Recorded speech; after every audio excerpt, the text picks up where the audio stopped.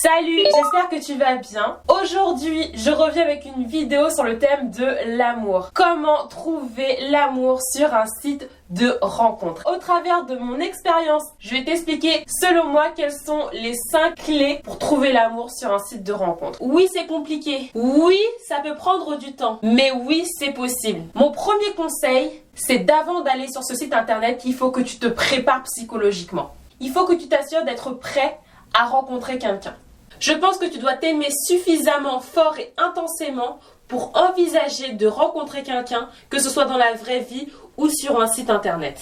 D'autant plus que sur les sites de rencontres, tu peux tomber sur des personnes toxiques, des personnes malveillantes et ton ego, ton orgueil, l'amour propre que tu as, c'est comme un bouclier face à ces gens-là.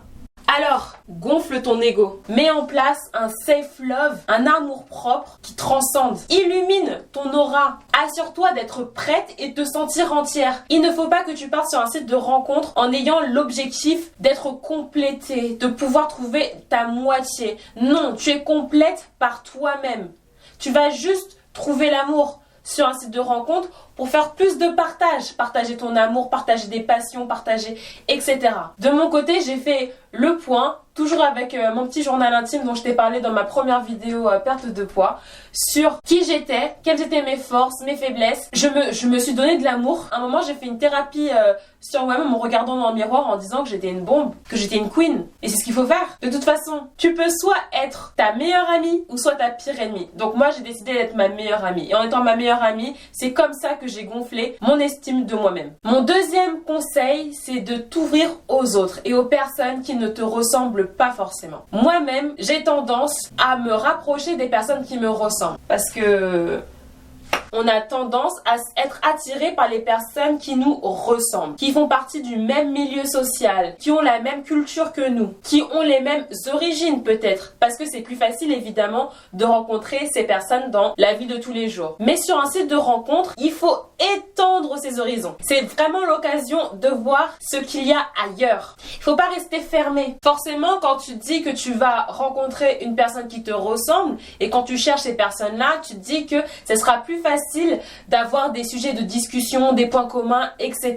Mais non, toute différence peut former une richesse. Donc ça peut être intéressant pour toi de pas rester cloisonné à ce que tu connais ou à ton carcan du mec idéal. Et là, je parle bien aussi physiquement. Là, ouvre tes horizons. Ce n'est pas évident. Moi-même, j'étais campée sur un idéal que j'avais construit dans ma tête. Qu'il ait une couleur de peau différente, une origine différente, un milieu social différent. Je pense que la richesse, la diversité, c'est une force. Du coup, saisis-la. Ne mets pas des œillères dans ta recherche. Balaye tes préjugés. On n'a pas besoin de ça. Mon troisième conseil, c'est d'établir un portrait mental de la personne idéale pour toi. Mais un portrait en termes de valeur et pas un portrait robot physique. Parce que le physique, ça va bien un instant. Après, ce qui compte, c'est comment la personne, elle est dans la vie. C'est horrible de te retrouver coincé dans une relation avec une personne que tu trouves tellement attirante que le fait qu'elle soit tellement attirante t'empêche de la quitter. Je sais pas si je suis la seule à avoir été comme ça, mais j'avais des relations où le mec était si beau, si beau. Je pouvais mourir tellement je le trouvais beau, mais du coup, il me la mettait à l'envers à chaque fois. Te laisse pas berner par un physique. Alors tu te poses et tu penses à ce que tu recherches chez un partenaire. Est-ce qu'il doit être loyal? Est-ce qu'il doit avoir un esprit de famille? Est-ce qu'il doit être serviable? Est-ce qu'il doit être aventurier? Est-ce qu'il doit être ouvert sur le monde? Est-ce qu'il doit avoir l'esprit critique? La mentalité, c'est le plus important. Tu vois, t'es belle un jour, t'es moche demain. On te renverse de l'huile sur le visage, enfin je sais pas. Mais il faut que tu sois avec une personne qui est pas là pour ton physique et toi tu dois être avec une personne. Popeye? C'est Popeye? Toi aussi tu veux être dans les vidéos? Popeye, regarde. Popeye. Popeye est venu me voir. Je le maltraite. Ça va Popeye? Allez, allez-y. À tout à l'heure Popeye. C'est une quête. Je te dis que c'est une quête. Du coup, faut que tu sois concentré. Ça s'étudie tout ça. C'est pas fait au hasard. Ah, un site de rencontre, c'est pas la vraie vie. Faut Faut travailler, faut y mettre du sien. Je vais voir ce qui va me tomber dessus. De toute façon, j'y vais comme ça et je trouverai l'amour. Non, non, non. Il faut un objectif. Il faut avoir étudié sa personne, étudier ce qu'on veut recevoir. Pourquoi je m'excite, je sais pas. Ça me tient à cœur, hein. Parce que franchement, le love, être en couple, franchement, être dans un bon couple, c'est le feu. Être célibataire aussi, quand t'es bien célibataire, c'est le feu. Mais à un moment, on a tous besoin d'amour. Et si je peux te donner quelques conseils pour y arriver, franchement, c'est trop bien. On passe au conseil numéro 4 qui est de se lancer. Tu te lances sur les applications. Tu les télécharges toutes. Tu vas sur ton Apple Store, tu vas sur Google Play et tu fais site de rencontre et tu les télécharges toutes. Et tu testes. Et tu ratisses large. Et tu vas tomber sur vraiment des personnes... Non. Mais tu dis next. Aujourd'hui, il existe une multitude d'applications que selon ton âge, ton sexe, ton orientation sexuelle, elles sont plus ou moins safe. Tu vas classiquement, tu rédiges ta petite description, un truc marrant. Si t'as pas d'inspiration, tu dis juste des mots-clés. Ou aussi, ce qui marche aussi, c'est avoir une petite question en mode deux affirmations sont vraies, une est fausse, laquelle? Voilà. Tu mets ça dans ta description. Comme ça lance le dialogue directement au lieu d'un coucou ça va, parce que les gens en ont marre des coucou ça va. Alors là tu testes les approches, tu testes les descriptions, tu mets les meilleures photos sous ton meilleur jour, sans filtre, sans tes animaux, sans tes potes, sans ta famille, seul. T'en fais plusieurs, ta tête, mi-corps, ton corps entier, parce que les surprises, flemme, tu ne mens pas, t'as pas à mentir. De toute façon, on est 8 milliards sur Terre, il y aura bien quelqu'un qui t'aimera, tu vois. Et comme t'as gonflé ta personnalité et ton estime de soi, bah tu montres tout, sans filtre.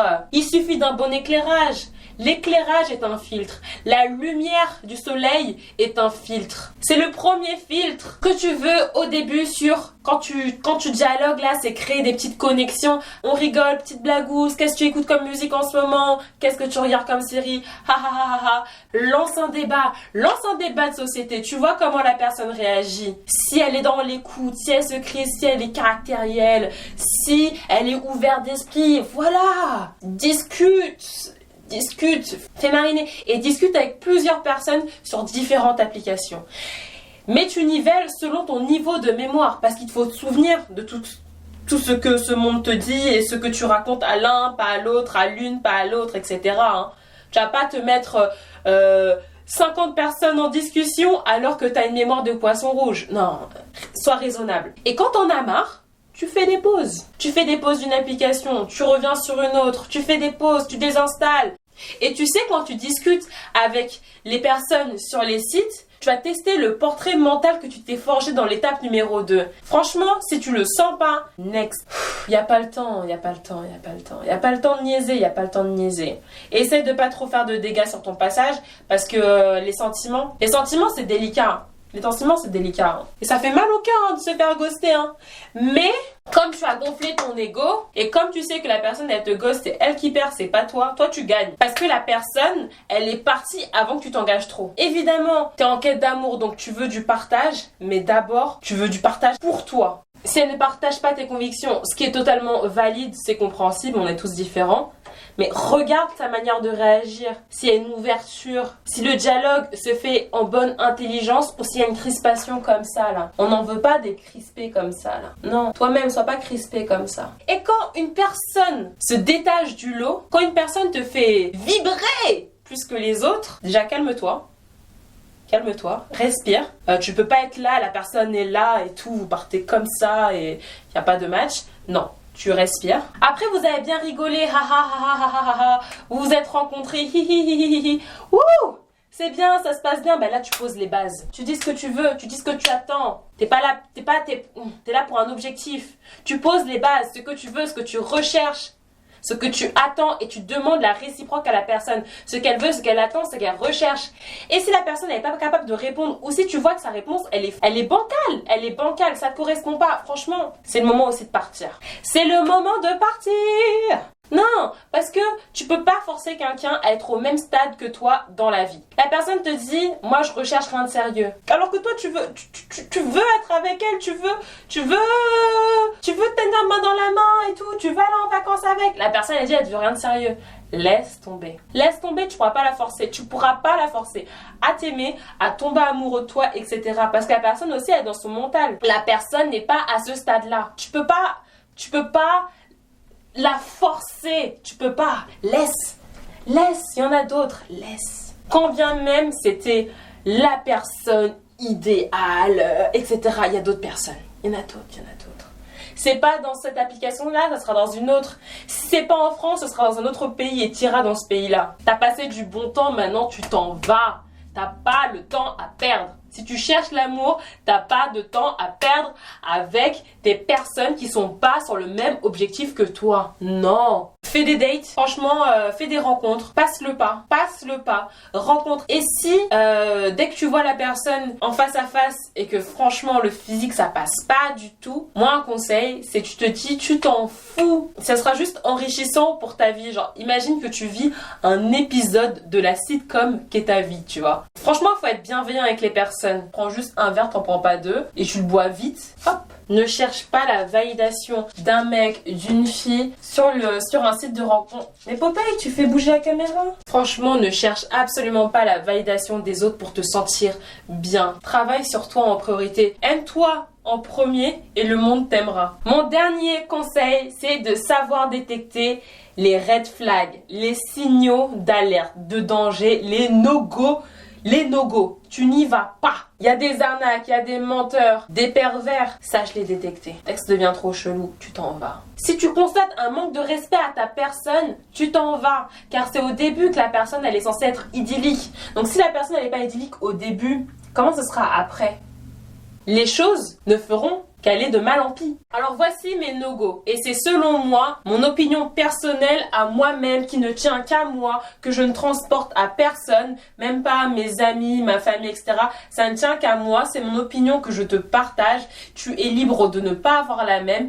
C'est tout aussi valable. Pour moi, les no-go, c'est une trop grande différence d'âge qui te mettrait dans une situation de déséquilibre par rapport à l'autre. Typiquement une vingtaine d'années. Si tu as 20 ans, il a 40 ans, pose-toi les questions parce que tu pourrais être sa fille. Est-ce qu'il pourrait être avec une personne de 40 ans et être bien dans son couple, ou est-ce qu'il cherche une jeune parce que au moins il aura quelque part l'ascendant sur elle. Enfin bref, tout ce genre de questions qui méritent réflexion quand même. Et il y a aussi la différence de mentalité entre toi et la personne qui te met dans une position de fascination. Genre, si t'es fasciné par la personne que tu rencontres, que t'arrives pas trop à parler, à t'exprimer, si tu bégayes quand tu la vois, si tu bois ses paroles, si t'arrives pas à être toi-même, je pense que ça peut pas... Pour moi, c'est un no-go. Parce que déjà, ce genre de relation, ça fonctionne que dans les Disney. Et on sait tous que les téléfilms Disney à la High School Musical, etc., ils nous ont menti sur ce que c'était une relation de couple quand t'es adolescent. Je pense que ça ne peut pas fonctionner parce que t'arrives pas à être toi-même dans la relation dès le départ. Du coup, tu pars sur un truc qui va pas, quoi. T'arrives pas à t'exprimer, la personne peut prendre plus de place que l'autre, alors que, franchement, t'es là pour être deux entités qui partagent plutôt qu'une entité qui s'efface pour rentrer dans l'autre. C'est pas l'objectif. Un autre no-go selon moi, c'est quand vous n'êtes pas au même stade dans votre vie. C'est-à-dire que la personne est étudiante, toi ça fait 5 ans que tu es dans la vie active. L'un est en plein chamboulement de vie professionnelle, etc. Et l'autre est dans un rythme hyper tranquille. Ces déséquilibres-là, dans un début de relation, moi je pense que ça peut porter préjudice. Car on n'avance pas sur le même rythme. Les décalages comme ça peuvent arriver au cours d'une relation et c'est très bien, c'est enrichissant, mais les bases auront été posées. C'est mon avis. Je te fais cette vidéo parce que j'ai rencontré l'amour sur un site de rencontre et j'en suis hyper heureuse. Et oui, je me suis lancée vraiment dans une recherche de l'amour pur et dur pour arriver à mon objectif. C'est un peu bizarre, oui, je me suis pas promenée piou tout va bien. Non. J'avais vraiment mes objectifs en tête, ce que je recherchais c'est une personne. J'avais gonflé mon estime de moi au préalable. J'espère que tu auras apprécié cette vidéo. Ça m'a fait hyper plaisir de changer un peu de thématique par rapport à mes anciennes vidéos. Si t'as apprécié, n'hésite pas à liker, à faire un commentaire. Abonne-toi à ma chaîne, ça me donne de la force. Et qui n'apprécie pas de recevoir un peu d'amour. Donc je te dis à la semaine prochaine pour une prochaine vidéo. Bye!